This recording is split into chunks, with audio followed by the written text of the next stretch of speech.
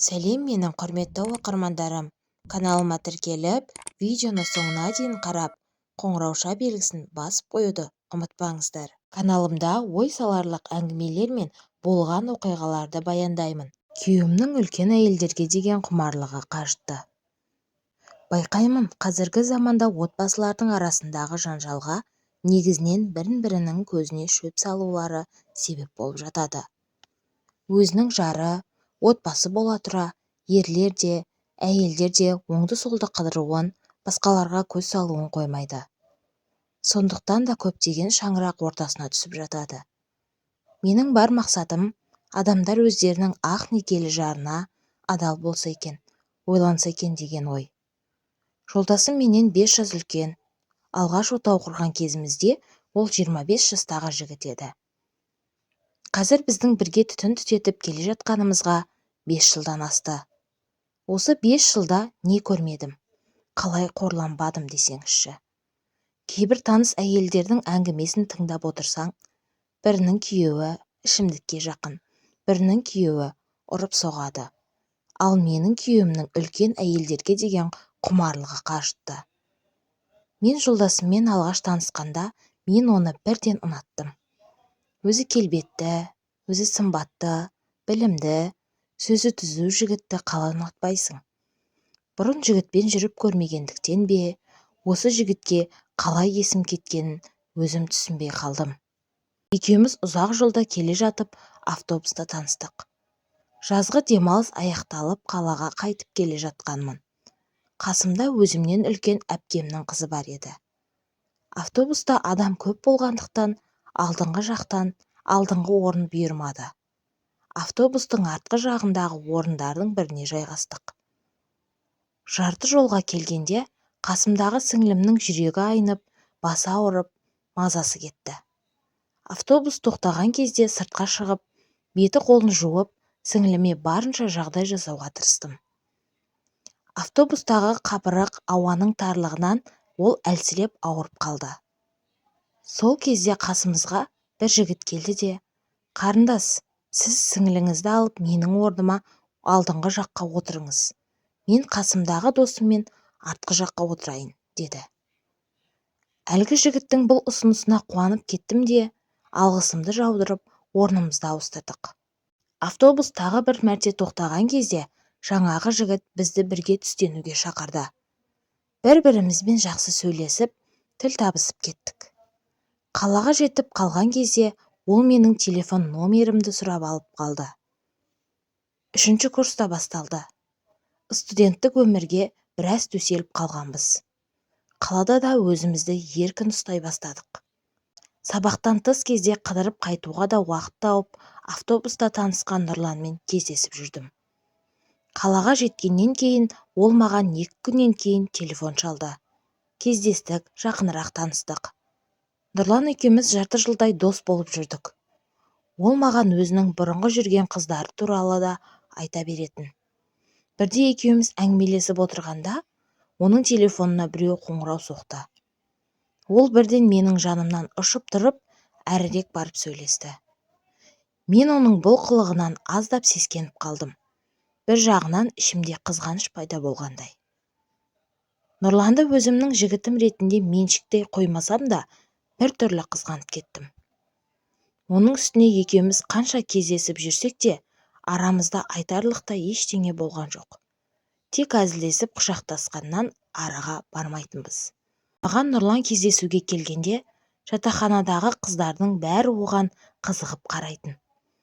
Құрбыларым маған сымбатты жігітті қайдан тауып алғансың деп қалжыңдап жатады. Ал мен болсам, Нұрлан маған аса жақындамаған сайын, қызы ретінде қызғанбаған сайын, оған деген сезімім күннен күнге күшейе түсті. Мен оны қайтсем де өзіме баурап алуға тырыстым. Нұрлан екеуміз жаңа жылдық кешті достарымызбен бірге өткіземіз деп шештік. Сол жаңа жылдық кештен кейін аздап шарапқа қызып алғанымыз бар. Нұрлан екеуміз түнді бірге өткіздік. Осыдан кейін мен Нұрланды бұрынғыдан да қатты қызғанатын болдым. 1-2 күн көрмей қалсам, алаңдап, дебгірім қашып кететін. Сөйтіп жүргенде мен өзімнің жүкті екенімді білдім. нұрлан алғаш бұл жаңалықты естігенде әрине қатты қуана қойған жоқ. Дегенмен ол бір айдан кейін маған үйленетінін айтып, ата-анамның алдынан өтуге бардық. Нұрланның әкесі ерте қайтыс болған. Тек анасы, әпкесі мен қарындасы бар. Менің ата-анам тұрмысқа шығам дегеніме қарсы болмады. Сөйтіп екеуміз отбасын құрдық. Нұрланның анасы өздерінің аудан орталығындағы үлкен үйін сатып, кішкентай үй алды да, қалған ақшасына бізге Алматыдан жатақхананың бір бөлмесін сатып әперді.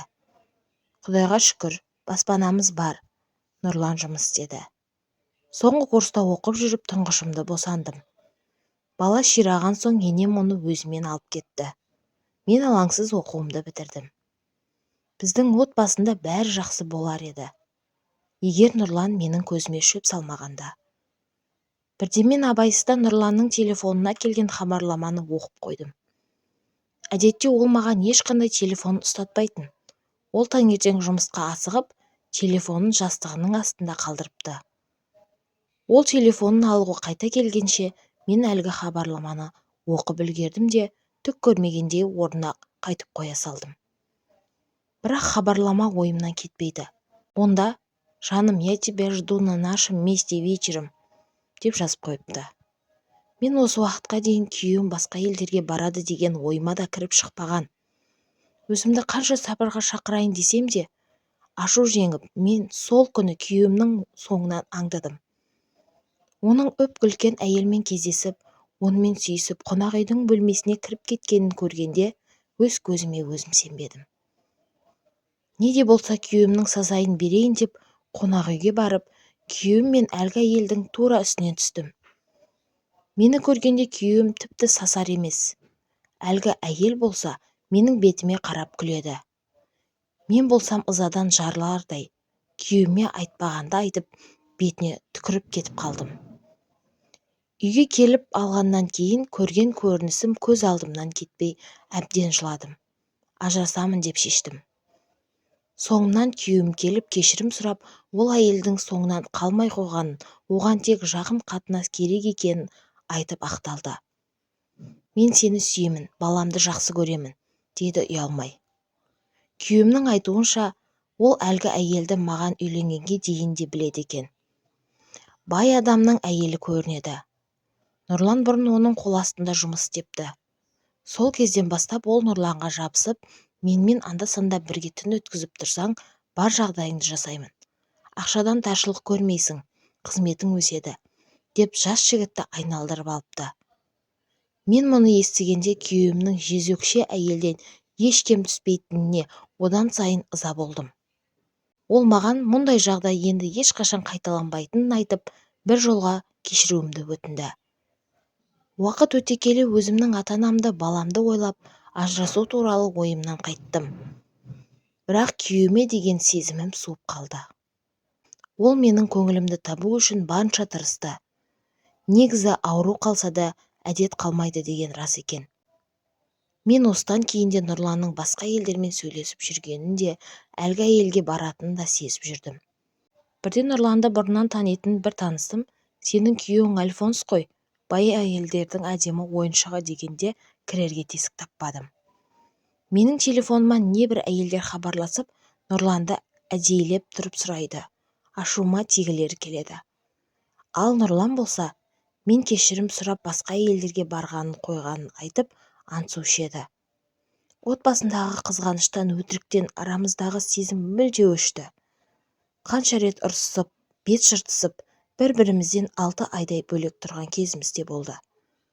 Бірақ менің осы уақытқа дейін онымен ат құйрығын кесіп ажырасып кетуге батылым жетпей ме, білмеймін.